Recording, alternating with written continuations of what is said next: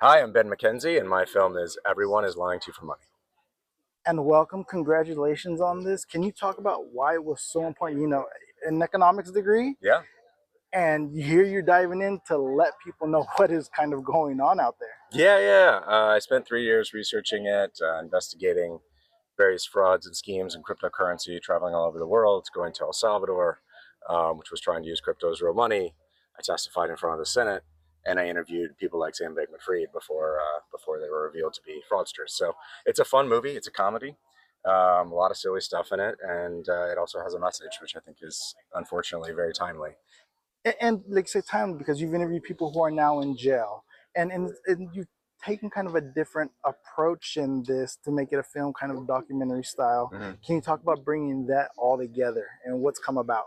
Yeah, the film is a mixture of a few seated interviews with a couple guys in jail, Sam Bankman-Fried and this guy Alex Mashinsky. It is everything else though is really meant to be on its feet. Where I'm exploring El Salvador. I'm at home. You see like sort of slices of life at home, and that was a real treat because my family's in the movie. And directing them was probably the hardest thing, or probably the easiest thing in the sense that I really couldn't direct them. Um, they were phenomenal, and Morena is really, really funny in the movie. So yeah, it's an interesting hybrid movie, but audiences so far really, really responded to it. And to be kind of a full circle moment, the idea you say came from reading a story to your daughter, Yeah, and now here you are working with your wife on it. that's right. Can you bring? Is there a different kind of joy in putting something like this together? Oh, absolutely. Yeah, no, that's a great point. Yeah, my daughter's here as well, actually.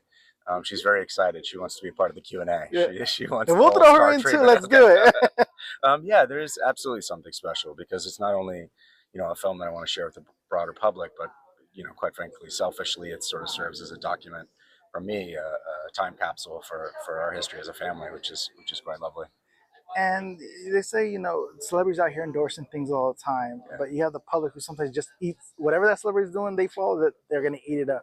Can you talk about just being more conscious about that now, sure. especially with crypto? Yeah, yeah, absolutely. I know it's really hard because you feel a certain familiarity with these celebrities, right? They're in your homes, on your TV every day. Um, And if they're trying to sell you a car or underwear or whatever, that's one thing. But if they're trying to sell you a financial product, you should be very suspicious. They're not a licensed financial advisor. They're not really supposed to be offering people financial advice. Um, and with crypto, you got to be really careful. Is I guess all I would say. I'm not going to tell anybody that obviously people can do what they want with their money, but from my experience, most people are going to lose. Um, the wins are going to come to a small group of insiders who are going to profit massively. And then in addition to that, there is a lot of just a lot of criminal activity that's facilitated via cryptocurrency. So I think the question that we should be asking societally is what good is this doing? And if it's not doing any good, and if it's in fact doing harm, I'm not suggesting outlawing it, but I do think regulating it stringently, which is the opposite of what we're doing now. I think that would protect people, it would protect investors, it would protect the broader public. Well, congratulations. Thank you.